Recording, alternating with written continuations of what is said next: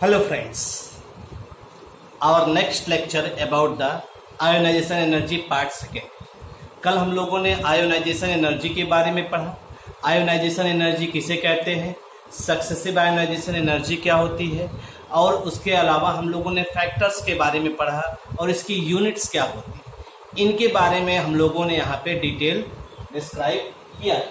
आज हम लोग का जो नेक्स्ट टॉपिक है वो अबाउट द पीरियडिक वेरिएशन और कुछ क्वेश्चंस हैं, और पीरियड और ग्रुप में चलने पर क्या चेंजेस होते हैं, और कुछ एक क्वेश्चंस लेकर के इसके बारे में डिस्कशन किया जाएगा। तो आइए सबसे पहले चलते हैं हम लोग ionisation energy. Ionisation energy part second, part 2। इस पार्ट में हम लोग क्या क्या चीजें पढ़ेंगे। सबसे पहली चीज तो पीरियडिक वेरिएशन। पीरियडिक वेरिएशन, और पीरियडिक वेरिएशन में सबसे पहली चीज जो फिक्स है आपका वो ग्रुप और पीरियड।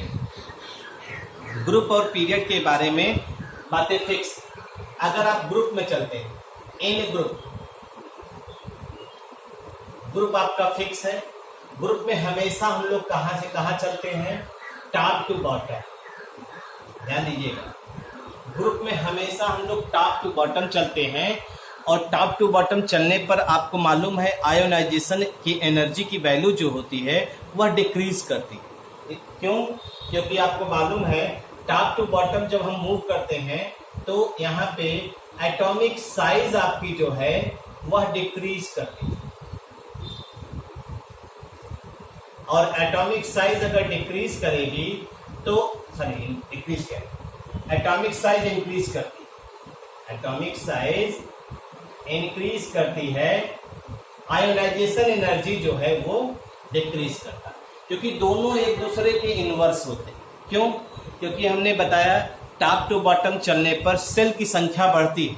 सेल बढ़ेगा तो न्यूक्लियस और वैलेंस सेल के बीच डिस्टेंस बढ़ेगा, जिसकी वजह से न्यूक्लियस का जो फोर्स है वो वैलेंस सेल के इलेक्ट्रॉन पे कम लगेगा, और जब न्यूक्लियस का फोर्स वैलेंस सेल के इलेक्ट्रॉन पे कम लगेगा तो ऑटोमेटिक आप जानते हैं क्या होगा, आसानी से आप इलेक्ट्रॉन रिमूव कर सकते हैं। किसके?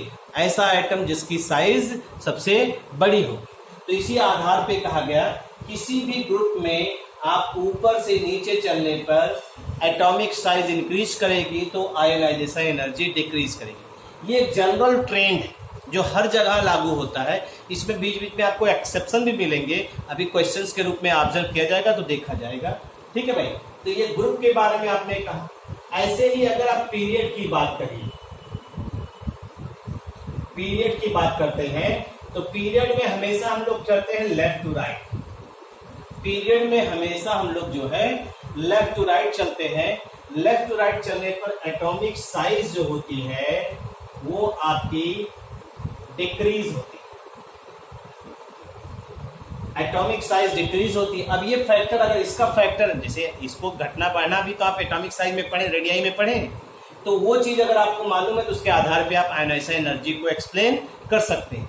तो ये कॉन्सेप्ट, ये वाला प्रीवियस वीडियो में आपने देखा होगा कि एटॉमिक साइज कैसे इंक्रीज करती है और कैसे डिक्रीज करती है।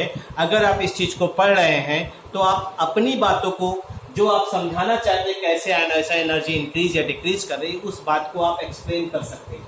तो एटॉमिक साइज अगर डिक्रीज कर रही है लेफ्ट टू राइट पीरियड में चलने पर, तो आयोनाइजेशन एनर्जी जो होगी वो क्या करेगी, इंक्रीज करेगी। यानी लेफ्ट टू राइट चलने पर एक जनरल ट्रेंड है जिसकी सहायता से हम लोग नॉर्मली एक्सप्लेन करेंगे इन बातों को। तो हम लोग पीरियड और ग्रुप का लेंगे और उसी की सहायता से कुछ क्वेश्चंस को भी देखेंगे, और पीरियड और ग्रुप को एक्सप्लेन भी करेंगे कैसे कैसे क्या वेरिएशन है उनमें, और क्या क्या वेरिएशन हम लोग पा रहे हैं और क्या दिखा रहे हैं। ठीक है भाई, तो आइए क्वेश्चंस के रूप में या पहले उनका देखते हैं वेरिएशन और उसी को ऑब्जर्व करने का प्रयास करते हैं। तो पहले आइए देखते हैं कुछ एग्जाम्पल, और उसी को लेकर के आप आगे बढ़िएगा, आपको आइडिया हो जाए। जैसे इन पीरियड, पीरियड की हम बात करते हैं क्योंकि पीरियड में काफी हम लोग पाते भी, एक्सेप्शन भी है। पीरियड में पहला पीरियड ले रहे हैं, पीरियड फर्स्ट। पीरियड फर्स्ट की अगर हम लोग बात करते हैं तो पीरियड फर्स्ट में दो एलिमेंट, हाइड्रोजन और हीलियम। आपको मालूम है ना, दो ही एलिमेंट है, हाइड्रोजन और हीलियम। अगर आप इसकी बात करते हैं तो पीरियड में आप ऐसे ही तो मूवमेंट करते हैं, लेफ्ट टू राइट। और लेफ्ट टू राइट अगर आप चल रहे हैं तो आप देखिए लेफ्ट टू राइट मूवमेंट करने की वजह से हीलियम जो है सबसे छोटा होगा। लेफ्ट टू राइट चल रहे हैं ना, इधर की जो एलिमेंट्स होंगे उनकी साइज ज्यादा होगी, इधर के जो एलिमेंट्स उनकी साइज छोटी होगी।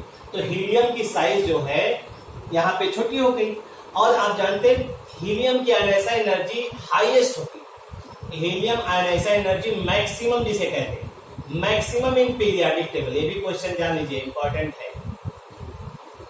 Maximum in periodic table, helium की ionisation energy maximum in periodic table. कारण हीलियम सबसे लास्ट, लेफ्ट टू राइट में सबसे लास्ट में पड़ रहा है, यानी 18 ग्रुप में, और 18 ग्रुप का पहला मेंबर है। लेफ्ट टू राइट चलने पर सीरीज में क्या होता है, पीरियड में साइज डिक्रीज करती है, इसका मतलब इसकी साइज सबसे कम होगी। और दूसरा इसका इलेक्ट्रॉनिक कॉन्फ़िगरेशन भी क्या है, फुल एनर्जी पार्ट सेकंड की बात कर रहे हैं, पीरियड की बात कर रहे हैं। पीरियड पहला हमने लिया, पीरियड पहले में दो एलिमेंट है, हाइड्रोजन और हीलियम। हाइड्रोजन और हीलियम पीरियड में हम लोग लेफ्ट टू राइट चल रहे हैं। लेफ्ट टू राइट चलने का मतलब है कि आयोनाइजेशन एनर्जी डिक्रीज करती है, इसके पहले हमने अभी आपको बताया। तो अब हमें यहाँ पे दो एलिमेंट मिल रहे हैं, हाइड्रोजन और हीलियम। हाइड्रोजन और हीलियम है। आपको मालूम है हीलियम की आयोनाइजेशन एनर्जी मैक्सिमम होती है पीरियोडिक टेबल में, क्योंकि हीलियम सबसे लेफ्ट हैंड साइड में पाया जाता है, या कहिए सबसे राइट हैंड साइड में पाया जाता है। अगर राइट हैंड साइड में देखेंगे तो राइट हैंड साइड में सबसे पहला एलिमेंट है ग्रुप 18 का। इलेक्ट्रॉनिक कॉन्फ़िगरेशन और साइज दोनों फैक्टर रिस्पॉन्सिबल होते हैं इसकी आयोनाइजेशन एनर्जी का मैक्सिमम होना। ये बहुत इंपॉर्टेंट पॉइंट है, इसको ध्यान रखिएगा। अब इसके बाद हम लोग पीरियड सेकेंड देखने चल रहे हैं। पीरियड सेकेंड, पीरियड सेकेंड में आपको मालूम है कौन कौन से एलिमेंट आते हैं। Lithium atomic number 3, beryllium atomic number 4, boron atomic number 5, carbon atomic number 6, nitrogen atomic number 7, oxygen atomic number 8, और उसके बाद फ्लोरीन एटॉमिक नंबर 9, और नियान सबसे लास्ट में आता है। नियान जो होता है वो सबसे लास्ट में है, जिसको नॉर्मली हम लोग ऑब्जर्व करते हैं। ठीक है भाई, नॉर्मली ऑब्जर्व करते हैं नियान 10। तो यहां पे पूछ रहा है, एक ट्रेंड हमने बताया अभी, हमने कहा लेफ्ट टू राइट चलने पर, लेफ्ट टू राइट चलने पर क्या होता है, एटॉमिक साइज, अभी बताया ना एक general trend, atomic size decrease करती और आयोनाइजेशन एनर्जी को क्या करना है, इंक्रीज करना। ये कॉन्सेप्ट है, एक जनरल कॉन्सेप्ट है जिसको हम लोग पढ़ते हैं जिनके बारे में। अब देखिए इसमें नियान जो है सबसे ज्यादा है, सबसे ज्यादा नियान होगा क्योंकि उसका इलेक्ट्रॉनिक कॉन्फ़िगरेशन है, तो उसके बारे में भी हम चर्चा नहीं करते। अब हम लोग अगर इसका जनरल ट्रेंड देखें तो लिथियम की आयनाइजेशन एनर्जी सबसे कम, उससे ज्यादा किसकी होगी, उससे ज्यादा किसका होगा, बेरिलियम का, फिर उससे ज्यादा बोरान का, कार्बन का, नाइट्रोजन का, ऑक्सीजन का, फ्लोरीन का, नियान का। ये नॉर्मल एक ट्रेंड है, लेकिन इसमें एक्सेप्शन पाया जाता है। एक्सेप्शन क्या है, देखिए बेरिलियम यहां से स्विच करता है, नाइट्रोजन यहां से स्विच करता है, यानी दो एक्सेप्शन है। यहां पे जो एक्सेप्शन है वो एक्सेप्शन कौन कौन सा है, बेरिलियम और बोरान एक पेयर, और दूसरा पेयर है नाइट्रोजन ऑक्सीजन। नाइट्रोजन ऑक्सीजन, ये दो एक्सेप्शन है, यानी ये बेरिलियम अभी क्यों है बताएंगे आपको। ये बेरिलियम स्विच करता है यहां आ जाता है, नाइट्रोजन स्विच करके यहां आ जाता है। स्विच करके मतलब अपना स्थान छोड़ करके बोरान और कार्बन के बीच में सेट हो जाता है, नाइट्रोजन अपना स्थान छोड़ के ऑक्सीजन और फ्लोरीन के बीच में सेट हो जाता है। तो जो एक्चुअल आपकी जो आर्डर है, actual order of ionisation energy का, इंक्रीजिंग आर्डर, इंक्रीजिंग आर्डर अगर आप देखेंगे तो क्या आप ऑब्जर्व कर रहे हैं, सबसे कम किसका होगा जानते हैं? सबसे कम लिथियम का।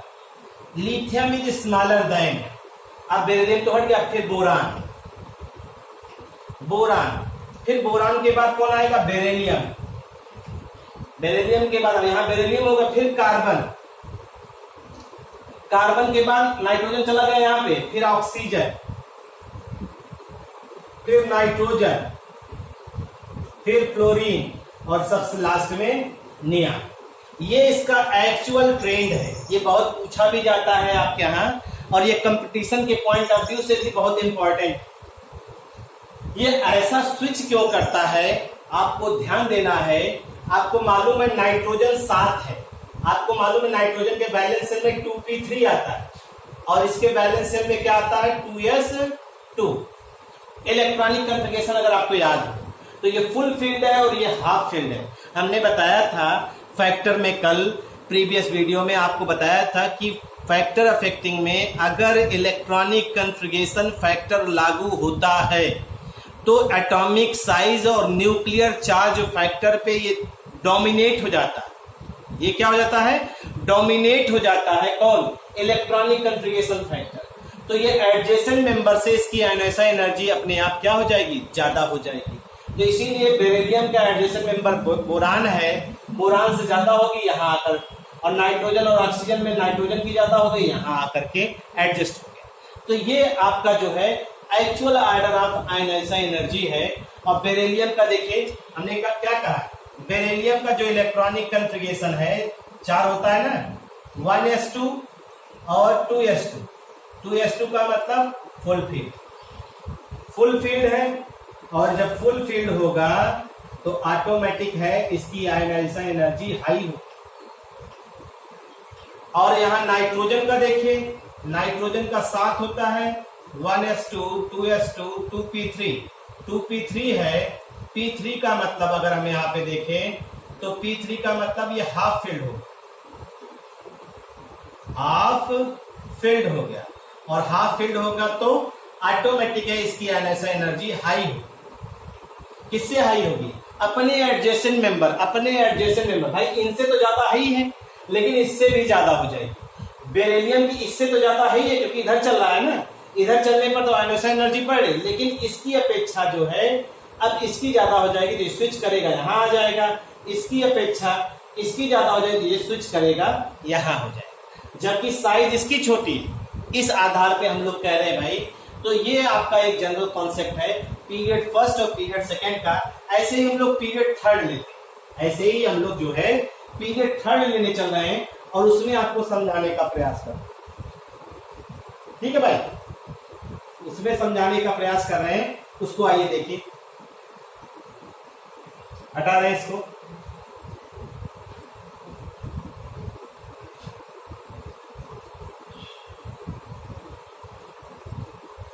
पीरियड थर्ड आई,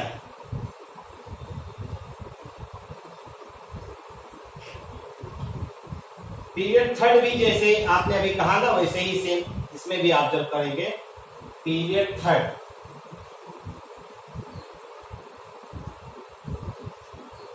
same as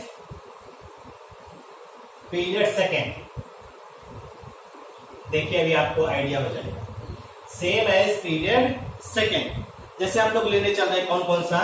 sodium, magnesium, sodium का 11, मैग्नीशियम का 12, एल्युमिनियम का 13, कार्बन का सिलिकॉन का 14, फास्फोरस का 15, सल्फर का 16, क्लोरीन का 17 और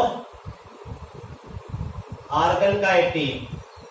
तो देखिए फिर से वही चीज है। अब इलेक्ट्रॉनिक कॉन्फ़िगरेशन लास्ट में दिखा रहे हैं आपको, जिससे आपको थोड़ा और आइडिया हो जाए। इसका लास्ट में आता है 3s1, इसका लास्ट में आता है 3s2, लास्ट वाला लिख रहे हैं। इसका लास्ट में आता है 3p1, इसका लास्ट में आता है 3p2, इसका लास्ट में आता है 3p3, इसका लास्ट में आता है 3p4, इसका लास्ट में आता है 3p5 और इसका लास्ट में आता है 3p6। अगर आप इस चीज को ध्यान दीजिए तो हमने आपसे कहा था जहां पे फुल फील्ड और हाफ फील्ड पाए जाएंगे वहां पे एटम स्विच करता है, वहां पे एटम स्विच करता है। तो ये स्विच करेगा, यानी ये फुल फील्ड है, फुल फील्ड है, तो इसकी आयनाइजेशन एनर्जी क्या होगी, हाई होगी। ये भी फुल फील्ड है, सॉरी हाफ फील्ड है, इसकी भी आयनाइजेशन एनर्जी क्या होगी, हाई होगी। तो अगर ये यहां से स्विच करे तो कहां जाएगा, देखिए ये स्विच करे तो यहां आए, ये स्विच करे तो एल्युमिनियम और सिलिकॉन के बीच में आएगा, और फास्फोरस स्विच करेगा तो कहां आएगा, सल्फर और क्लोरीन के बीच में स्विच करेगा। तो जो इसका एक्चुअल ऑर्डर है, एक्चुअल ऑर्डर होगा वो होगा sodium is less than magnesium, aluminium, sodium is less than aluminium, फिर aluminium is less than magnesium, magnesium is less than फिर silicon, silicon is less than फिर सल्फर, फिर फास्फोरस, फिर chlorine और फिर आर्गन। ये आ जाएगा, ये आपका सीक्वेंस आ जाएगा, एक्चुअल सीक्वेंस। इस तरह से आप नॉर्मली ऑब्जर्व करेंगे।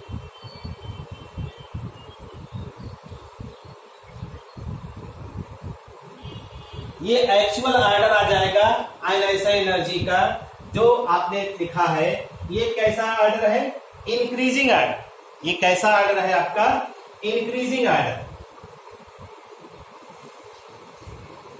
आयनाइजेशन। ये ध्यान रखना है, बस आपको स्विच कहाँ करता है और क्यों स्विच करता है, ये ध्यान रहना चाहिए। ठीक है भाई। तो ये एक्सेप्शन जिसे हम लोग पढ़ते हैं नॉर्मली, एक्सेप्शन हम लोग यहाँ पे हैं। आप ये बस एक्सेप्शन लिख लीजिएगा। एक्सेप्शन ये इसमें लिखा जाएगा। एक्सेप्शन जो है यहाँ इसमें देखा जाएगा। बस अपने आप आपको बाकी आइडिया हो जाएगा। बाकी और ये ट्रेंड जो है आप नॉर्मली ऑब्जर्व करते हैं। तो ये पीरियड थर्ड में हुआ, हटा रहे हैं इसको।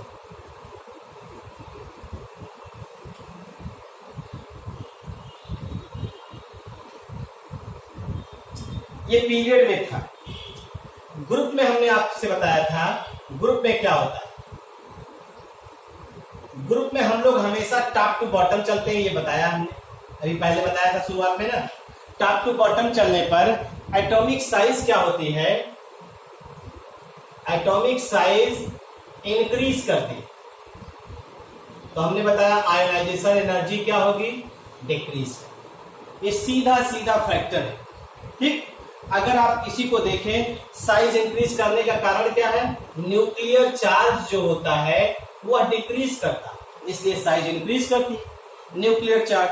अगर हम लोग इसी को ध्यान दें और हम लोग कहें कि पहला ग्रुप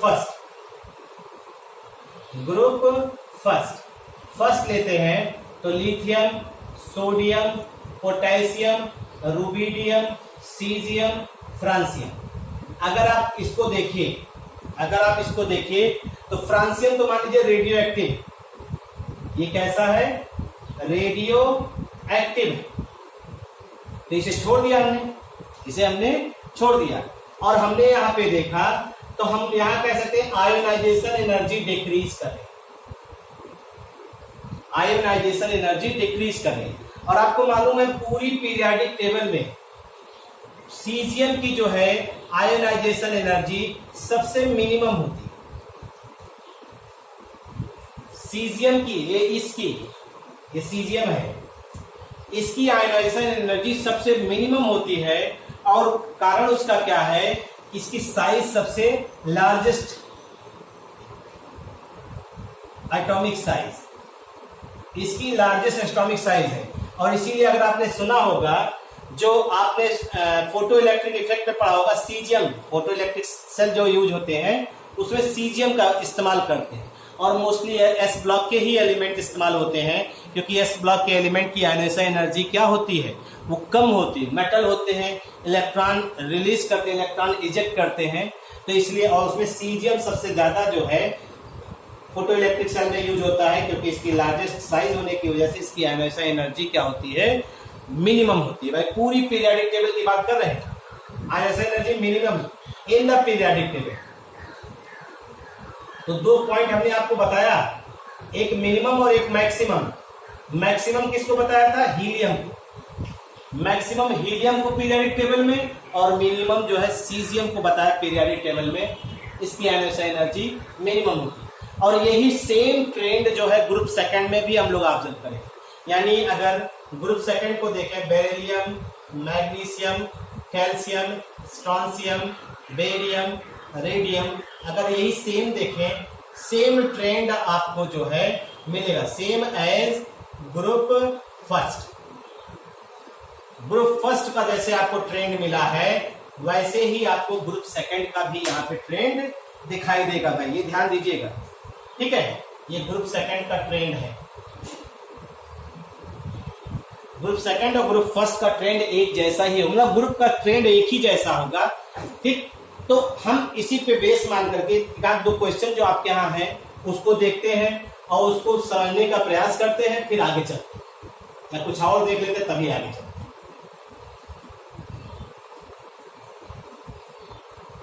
ये क्वेश्चन हमने आपके लिए रखा हुआ है, इसको देखिए, अगर आपको आ जाएगा तो बेस्ट है। क्वेश्चन है, explain the following.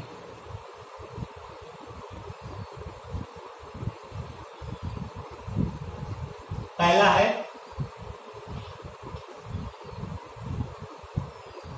The first ionization energy IE1 of alkaline earth metal.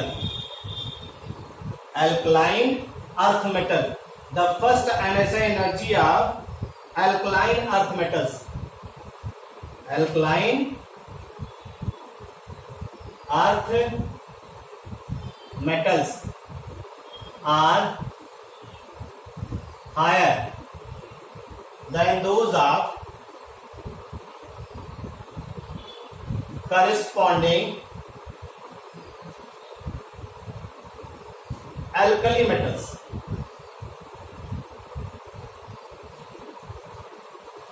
But second ionization IE2 of alkali metals are higher than those of corresponding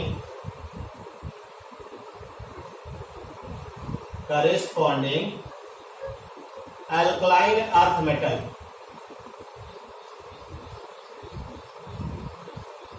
ये क्वेश्चन को समझ लीजिए, हम एक उस तरह से दिखा रहे हैं आपको। पहले क्वेश्चन देखिए, कह रहा है कि जो पहली ionization energy, first ionization energy of alkaline earth metal. Alkaline earth metal किसे कहते हैं? Group second.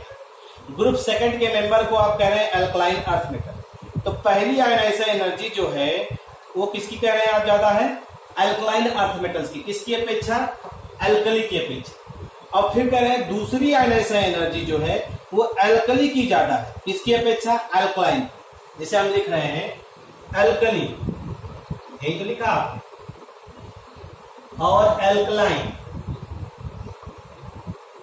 एल्कली की IE1 लो, एल्कलाइन की IE1 हाई, और फिर कह रहा है एल्कली की IE2 हाई हो गई और एल्कलाइन की IE2 लो हो गई। अब एक पूछ रहा वाई, यही क्वेश्चन। जैसे इसका अगर आपने सोडियम ले लिया तो इसका कौन लेंगे? करस्पॉन्डिंग मेंबर लेना ना, मैग्नीशियम। सेम पीरियड का ग्रुप लीजिएगा, ठीक है। इसको आप करेंगे, इसको आप करेंगे, और नहीं आएगा तो फिर बताइएगा। आगे का क्वेश्चन जो है दूसरा, नेक्स्ट देखिए, क्वेश्चन नंबर सेकंड। ऑक्सीजन और हम लोग ले रहे हैं नाइट्रोजन और ऑक्सीजन का। इसमें भी देखिएगा, नाइट्रोजन की IE1 है हाई है,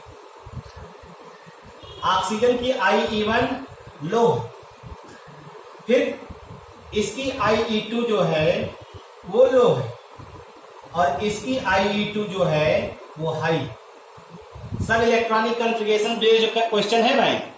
सारे क्वेश्चन जो आपको हम बता रहे हैं ये इलेक्ट्रॉनिक कॉन्फ़िगरेशन बेस्ड क्वेश्चन है।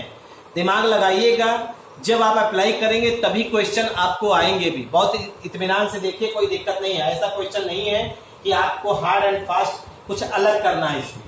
ये हो गया। फिर तीसरा क्वेश्चन देखिए, क्रोमियम एंड मैग्नीज का, क्रोमियम मैग्नीज का, इसकी IE1 जो है हाई है, इसकी IE1 जो है लो है, इसकी IE2 जो है लो है, इसकी IE2 जो है हाई। वाई, यानी ये भी क्वेश्चन मार्क हो गया, ये भी क्वेश्चन मार्क हो गया और ये भी क्वेश्चन मार्क आपका हो गया। ये 3 क्वेश्चन है और तीनों क्वेश्चन जो है आपको electronic configuration based, half field और फुल फील्ड का कॉन्सेप्ट है, यहां ध्यान दीजिएगा। हाफ फील्ड और फुल फील्ड का कॉन्सेप्ट है और IE1 IE2 का मतलब है पहला इलेक्ट्रॉन निकालिए तो इलेक्ट्रॉनिक कॉन्फ़िगरेशन में चेंज देखिए, दूसरा निकालिए तो चेंज देखिए। और जब चेंज देखेंगे तो कहीं हाफ फील्ड एक में मिलेगा, कहीं दूसरे में हाफ फील्ड या फुल फील्ड नहीं मिलेगा। दूसरे में फिर देखेंगे कहीं एक हाफ फील्ड मिलेगा, कहीं दूसरे में अनस्टेबल। जहां अनस्टेबल होगा वहां आयनोसाइज एनर्जी लो होगी और जहां स्टेबल होगा वहां आयनोसाइज एनर्जी क्या होगी, हाई। इसको प्रैक्टिस करिएगा, आपको आइडिया हो जाएगा, इसमें बहुत ज्यादा दिक्कत नहीं। ठीक है भाई, तो इसको क्वेश्चन को देख लीजिएगा। क्वेश्चन बहुत सिंपल सा, और ये आपके यहाँ क्वेश्चन पूछा भी जाता, चाहे स्कूल के एग्जामिनेशन में हो, चाहे जो है कंपटीशन के पॉइंट ऑफ व्यू से हो, ये क्वेश्चन इंपॉर्टेंट है। और सबसे ज्यादा इंपॉर्टेंट आप जो ग्रुप ले रहे हैं वो सबसे ज्यादा इंपॉर्टेंट है, जिसमें बहुत से एक्सेप्शनल बिहेवियर है और बहुत ही इंपॉर्टेंट क्वेश्चन भी है और आपकी टेक्स्ट बुक में भी दिया है। ढेर सारा जो है इसमें प्रॉब्लम क्रिएट किया है। ग्रुप 13 की बात कर रहे हैं। ये most important in terms are, क्योंकि इसमें एक्सेप्शनल का भरमार है और इसे आप W समझिए। W वर्ड को हम लोग यहां देखेंगे। ठीक है भाई, तो यहां पे पहले एलिमेंट को देखते हैं। आपको मालूम है boron, aluminium, gallium, indium, thallium, ये आपका जो है एलिमेंट्स है जो ग्रुप 13 के। बोरान का एटॉमिक नंबर 5, 8, 5, 13, 31, 49, 81, यही तो है। सुनिएगा ध्यान से, इसको हम लोग 1 नंबर बोल रहे हैं, ध्यान दीजिए बोल रहे हैं। पहला एलिमेंट है ना, अभी इस नंबर की जरूरत पड़ेगी 3, 4 और इसे क्या बोल रहे हैं 5। ये नंबर आपको याद रहना चाहिए, 1, 2, 3, 4, 5। ठीक, अगर हम लोग इसके आयनाइजेशन एनर्जी का ट्रेंड देखें तो एक नॉर्मल ट्रेंड होता है, top to bottom ionization energy क्या होती है, डिक्रीज। यही तो ट्रेंड होगा, एक नॉर्मल ट्रेंड है इसका कि साइज इंक्रीज करती है। यहाँ साइज क्या होती है, साइज इंक्रीज करती है, तो आयनाइजेशन एनर्जी डिक्रीज करता है। एक नॉर्मल कॉन्सेप्ट है, इसमें आपको कुछ करने की जरूरत नहीं, इसमें आपको कोई भी दिक्कत नहीं है। ये नॉर्मल एक कॉन्सेप्ट है, इस चीज को हम लोग ऑब्जर्व कर सकते हैं। लेकिन आपको मालूम है इसमें जो एक्सपेरिमेंटल डाटा मिला गया वो हमें बताता क्या है, W। वो हमें क्या बताता है, W के बारे में। मतलब जो एलिमेंट्स हैं वो W के अकॉर्डिंग अरेंज हो जाते हैं। जैसे देखिए, हमने यहाँ पे एटॉमिक नंबर और आयोनाइजेशन एनर्जी के बीच में ग्राफ प्लॉट किया, आयोनाइजेशन एनर्जी के बीच में ग्राफ प्लॉट किया और एक W बना दिया। देखिए अल्फाबेट W, ये W बना दिया। अब जानते हैं सबसे पहला एलिमेंट जो है वो बोरान है यहाँ पे, फिर एल्युमिनियम यहाँ पे, फिर गैलियम यहाँ पे, फिर इंडियम यहाँ पे और फिर थैलियम यहाँ पे। अब आप खुद देखिए कि आयनाइजेशन एनर्जी सबसे ज्यादा किसकी हुई, बोरान की। सेकंड नंबर पे कौन हुआ, थैलियम हुआ। थर्ड नंबर पे कौन हुआ, गैलियम हुआ और फिर एल्युमिनियम हुआ, तब इंडियम। ठीक है भाई, अरे भाई boron, aluminium, gallium, indium, thallium, यही W बन गया। और इसके जो सीक्वेंस को हम लोग पढ़ते हैं वो सीक्वेंस है 1500 या 1500 कह रहे हैं, 15,324। ध्यान दीजिएगा, ये नंबर आप याद कर लीजिए। एक पे कौन आएगा? बोरान, बोरान सबसे ज्यादा। फिर पांचवें पे 5 कौन है? Thallium, boron is much greater than thallium. फिर 3 पे कौन आ रहा है? Gallium, much greater than gallium. फिर 2 पे कौन आ रहा है? एल्युमिनियम। और लास्ट में कौन आ रहा है आपका? 24, 4 वाला, इंडियम। ये करेक्ट सीक्वेंस है। आप देखिएगा टेक्स्ट बुक में आपके इस तरह का सीक्वेंस दिया गया है और उसमें पूछा गया है आखिर ऐसा हो क्यों रहा, ऐसे कैसे अरेंजमेंट, ये जो है इस तरह का अरेंजमेंट आ रहा है। तो इसको इस नंबर से आप याद करिए। नंबर हमने बताया ना, ग्रुप 13 के जो एलिमेंट है, boron, aluminium, gallium, indium, thallium, इनको आप नंबर दीजिए। पहले एलिमेंट को 1 नंबर, दूसरे एलिमेंट को 2, तीसरे एलिमेंट को 3, चौथे एलिमेंट को 4, पांचवें एलिमेंट को 5। और याद करने के लिए हम ये नंबर याद कर लें, 15,324, 15,324 यानी 15,324 याद कर लीजिए। आप उस हिसाब से एलिमेंट को अरेंज कर दीजिए। अरेंज करेंगे तो आप देखिए कि W आप याद करेंगे, W एटॉम आयनाइजेशन एनर्जी और एटॉमिक नंबर के बीच में जो ग्राफ प्लॉट किया गया उसके आधार पे, और ये काफी पूछा भी जाता है। ठीक है भाई, और ऐसा क्यों होता है? तो जैसे आपसे पूछा जाए ये एक्सेप्शनली हाई क्यों हो गया, तो एक टर्म आता है, अभी हम तो पढ़ेंगे, जब डिटेल पढ़ेंगे तब बताया जाएगा। Due to lanthanoid contraction, due to lanthanoid contraction, यानी इसमें डी और एफ ऑर्बिटल का इस्तेमाल होता है। डी और एफ ऑर्बिटल का इस्तेमाल होने की वजह से ऐसी सिचुएशन होती है। और यहाँ पे इसको आपने ज्यादा कहा, देखिए एल्युमिनियम, गैलियम, गैलियम को ज्यादा कहा ये भी। तो यहाँ पर भी जो है इसे हम लोग कहते हैं ट्रांजिशन कॉन्ट्रैक्शन। वर्ड को समझिए, ट्रांजिशन कॉन्ट्रैक्शन, ये सब वर्ड जब पढ़ेंगे तो आपको आइडिया होगा। ट्रांजिशन कॉन्ट्रैक्शन की वजह से गैलियम की ज्यादा हो जाती है, एल्युमिनियम की कम। ये जब हम लोग पढ़ेंगे स्टेप बाय स्टेप, वहां एक्सप्लेन करेंगे आपको, ऐसा एक एक पॉइंट एक्सप्लेन किया जाएगा। तो ये एक सीक्वेंस है जिसको हम लोग नॉर्मली ऑब्जर्व कर रहे हैं। ठीक है भाई, तो अब आइए चलते हैं। तो जो एक्चुअल है वो ये है, actual order of group 13, actual order of group 13 का जो है ये आपका आयनाइजेशन एनर्जी। अगर ग्रुप 14 देख लिया जाए ऐसे, तो ग्रुप 14 में भी देखिए, ग्रुप 14 में एक्सेप्शन है लेकिन कम है, कम एक्सेप्शन है। इस पॉइंट ऑफ व्यू से हम कह रहे हैं, exception in point of view से हम यहां कह रहे हैं कि उसमें एक ही एक्सेप्शन दिखाई देता है ग्रुप 14 में। अगर हम ग्रुप 14 की बात करते हैं तो कार्बन, ग्रुप 14 का फिर से बताते हैं क्योंकि वीडियो चालू नहीं था। अगर हम लोग ग्रुप 14 की बात करते हैं, ग्रुप 14 की बात करते हैं तो हमने बताया कार्बन, सिलिकॉन, जर्मेनियम, टिन और लेड। इसकी बात करते हैं तो ये टॉप टू बॉटम ग्रुप में चल रहे हैं, और टॉप टू बॉटम अगर ग्रुप में चल रहे हैं तो साइज फिक्स है। साइज क्या होगी? इंक्रीज करेगी, एरो ऊपर है, साइज इंक्रीज कर रही है, और आयोनाइजेशन एनर्जी जो होगी वो डिक्रीज करेगी। ये सीधा सीधा एक कॉन्सेप्ट। लेकिन यहाँ पे एक ये आपका जो लेड एटम है ये स्विच करेगा, अपने पोजीशन को छोड़ करके जो है वो मूव करेगा, और मूव करेगा किसके बीच में? इनके बीच में। और उसका कारण क्या है? Due to lanthanoid contraction, due to lanthanoid contraction. और लैंथेनॉइड कंट्रैक्शन की वजह से ये अपनी पोजीशन को स्विच करेगा, बाकी सारी सीक्वेंस वही रहेगा। कार्बन ग्रेटर देन सिलिकॉन, फिर जर्मेनियम, और फिर लेड, और फिर टिनाइड। ये एक्चुअल सीक्वेंस है, एक्चुअल सीक्वेंस है ऑफ ग्रुप 14 एलिमेंट। ठीक है भाई, ये ग्रुप 14 एलिमेंट्स का जो है एक्चुअल सीक्वेंस है जिसको हम लोग नॉर्मली ऑब्जर्व करते हैं।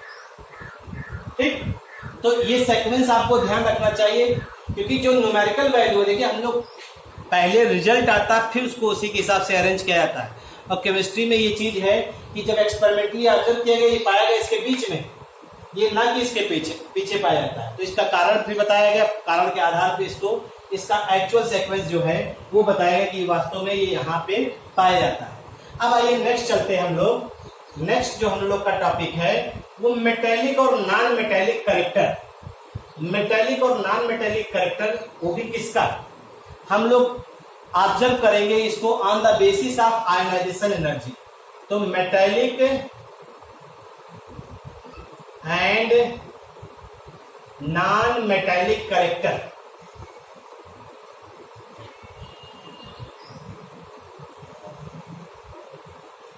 Metallic and non metallic character, किसी भी एलिमेंट्स की मेटेलिक और नॉन मेटेलिक कैरेक्टर के बारे में हम लोग यहां चर्चा करेंगे। तो सबसे पहली चीज देखिए, मेटल्स कौन होते हैं? Metals easily lose its valence electron, यही तो कहा आपने, इजिली लूज करते हैं valence electron.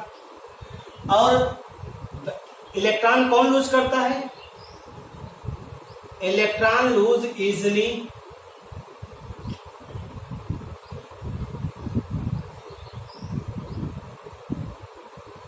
those element which have ionization energy क्या होगी? लो। आयोनाइजेशन एनर्जी लो होनी चाहिए, यानी अगर आयोनाइजेशन एनर्जी लो है तो मेटल क्या होगा, मतलब एलिमेंट क्या होगा, सब्सटेंस क्या होगा? मेटल। यानी सीधे सीधे हम लोग कह सकते हैं मेटल के लिए आयोनाइजेशन एनर्जी लो और नॉन मेटल के लिए आयोनाइजेशन एनर्जी क्या होगी? हाई। यानी जिसकी आयोनाइजेशन एनर्जी लो होगी वो आसानी से इलेक्ट्रॉन लूज करेगा। और आपको मालूम है मेटल के जो ऑक्साइड होते हैं, ध्यान दीजिएगा, मेटल के जो ऑक्साइड होते हैं वो कैसा नेचर शो करते हैं? पढ़ा होगा हाई स्कूल का, ये बेसिक। मेटल के ऑक्साइड बेसिक होते और नॉन मेटल के ऑक्साइड जो होते हैं वो कैसे होते हैं? एसिडिक होते हैं। नॉन मेटल के जो ऑक्साइड होते हैं वो एसिडिक इन नेचर होते हैं, ये ध्यान रखिएगा।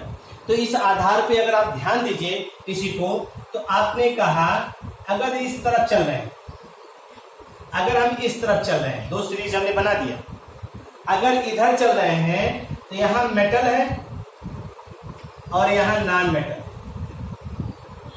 यही तो पीरियोडिक टेबल है। यानी इस साइड में चलेंगे, लेफ्ट टू राइट चल रहे हैं, लेफ्ट टू राइट, तो मेटेलिक कैरेक्टर क्या हो रहा है? डिक्रीज कर रहा है। मेटेलिक कैरेक्टर डिक्रीज कर रहा है, तो जो ऑक्साइड का है, ऑक्साइड का बेसिक कैरेक्टर क्या होगा? वो भी डिक्रीज करेगा। अरे भाई, मेटेलिक कैरेक्टर अगर ज्यादा है तो बेसिक ज्यादा है, मेटल कम है तो बेसिक कैरेक्टर कम हो गया। अब इसी तरह से देखिए, तो इधर चलने पर आपको कौन कैरेक्टर मिल रहा है? एक ये हो गया, एक ये हो गया। इस साइड चलने पर नॉन मेटेलिक कैरेक्टर, यानी हम सी लिख रहे हैं, non metallic character, non metallic character increase कर रहा है उस डायरेक्शन में चलने पर। इसका मतलब है ऑक्साइड का जो है एसिडिक कैरेक्टर क्या होगा? वो भी राइज करेगा, एसिडिक कैरेक्टर राइज करेगा। इस साइड में देख रहे हैं, इसको हटा दें, ये ठीक। अब अगर इसी को हम लोग इधर देखें, टॉप टू बॉटम ग्रुप की बात करें, टॉप टू बॉटम अगर हम लोग ग्रुप में चल रहे हैं, यहां आपको देखिए, तो सबसे पहली चीज मेटेलिक कैरेक्टर ये इंक्रीज करेगा। मेटेलिक कैरेक्टर क्या होगा? इंक्रीज करेगा। आयोनाइजेशन एनर्जी क्या होगी? डिक्रीज करेगी, ठीक। और मेटेलिक कैरेक्टर इंक्रीज कर रहा है, ठीक है। अब देखिए, तो ऑक्साइड का जो बेसिक कैरेक्टर है, ऑक्साइड का जो बेसिक कैरेक्टर है ये ध्यान रखिएगा, अभी क्वेश्चन रिसीव लेंगे, इंक्रीज करें, और जो एसिडिक कैरेक्टर है वह डिक्रीज करेगा। ये ध्यान रखिएगा, ऑक्साइड का बेसिक कैरेक्टर इंक्रीज करेगा, क्यों? क्योंकि मेटालिक कैरेक्टर इंक्रीज कर रहा है, और एसिडिक कैरेक्टर डिक्रीज करेगा, क्यों? क्योंकि नॉन मेटालिक कैरेक्टर डिक्रीज कर। इतनी चीजें आपको मेटालिक कैरेक्टर और नॉन मेटालिक कैरेक्टर इससे आपको मिल रहा है, ये सीधा सीधा। अगर हम आपको इसी से बेसिक क्वेश्चन ले लें, सिंपल सा जो क्वेश्चन आपके टेक्स्ट बुक में भी दिया है उसको अगर ले लें और हम लोग सीधे सीधे समझाने का प्रयास करें तो बहुत सिंपल सी टेक्निक है। देखिए जैसे आपको आइडिया हो जाएगा। जैसे क्वेश्चन लिया है, lithium oxide, sodium oxide, potassium oxide, इनको बेसिक स्ट्रेंथ के आधार पे अरेंज करिए, बेसिक स्ट्रेंथ के आधार पे अरेंज करिए। तो आप गौर से देखिए, आप जान रहे हैं मेटल है तो मेटेलिक कैरेक्टर किधर बढ़ता है? आपको मालूम है टॉप टू बॉटम चलने पर आप देखिए यहाँ लिथियम मिल रहा है, यहाँ सोडियम और यहाँ पोटेशियम, तो नीचे चलने पर क्या बढ़ता है? मेटेलिक कैरेक्टर क्या होता है? इंक्रीज करता है। तो बेसिक कैरेक्टर क्या होगा? बेसिक कैरेक्टर ऑफ ऑक्साइड, ये भी क्या होगा भाई? ये भी इंक्रीज करेगा। यही तो कहा आपने, जब मेटालिक कैरेक्टर, तो इसका मतलब है पोटेशियम का ऑक्साइड ज्यादा बेसिक होगा, फिर सोडियम का और फिर लिथियम का। तो इस आधार पे हम लोग कह सकते हैं, on the basis of above concept, आप कहेंगे K2O are more basic than Na2O and Li2O। ये अरेंज हो गया। K2O are more basic than Na2O और Li2O। किस आधार पे कहा? मेटालिक कैरेक्टर बढ़ रहा है, ठीक। तो बेसिक कैरेक्टर ऑक्साइड का भी बढ़ेगा, यानी जो ज्यादा मेटल होगा उसका बेसिक, जो उसका ऑक्साइड ज्यादा बेसिक इन स्ट्रेंथ होगा। और देखिए एक और क्वेश्चन देख लीजिए इसी को, बस ये हो जाए आपका। जैसे देखिए Be2 दूसरा है, Be2O, B2O3, Al2O3 और Al2 तो एम्फोटेरिक होता है, इसको हटा N2O5 और CO2, इसको हम लोग एसिडिक के ट्रेंड में चलेंगे। पहले तो ये देखिए किधर से पाया जाए, बेरिलियम, बोरान, कार्बन, नाइट्रोजन, ऐसे चल रहा है, लेफ्ट टू राइट चल रहा है। पहले बेरिलियम, फिर बोरान, फिर कार्बन, फिर नाइट्रोजन, ऐसे अरेंज एलिमेंट। अब आपको मालूम है लेफ्ट टू राइट चलते हैं, नॉन मेटालिक कैरेक्टर क्या होता है? इंक्रीज करता है। तो एसिडिक कैरेक्टर ऑफ ऑक्साइड क्या होता है? एसिडिक कैरेक्टर ऑफ ऑक्साइड ये भी इंक्रीज करता है। तो इस आधार पे अगर आप अरेंज करना चाहें तो सबसे ज्यादा एसिडिक कौन होगा? N2O5 मोर एसिडिक, फिर CO2, फिर B2O3, फिर सबसे कम कौन है? Be2O। ये ऑक्साइड का जो है सॉरी, ये ऑक्साइड का जो ट्रेंड है जिसको आप ऑब्जर्व कर रहे हैं। तो इस तरह से क्वेश्चन आपको मिला, जैसे ये दिया गया है एसडी में अरेंज करिए, ये दिया गया है तो उसको किस पर देखेंगे? मेटालिक कैरेक्टर और नॉन मेटालिक कैरेक्टर के आधार पे देखें इसको और इसको समझें। बाकी की बातें जो है नेक्स्ट टॉपिक में पढ़ा जाएगा।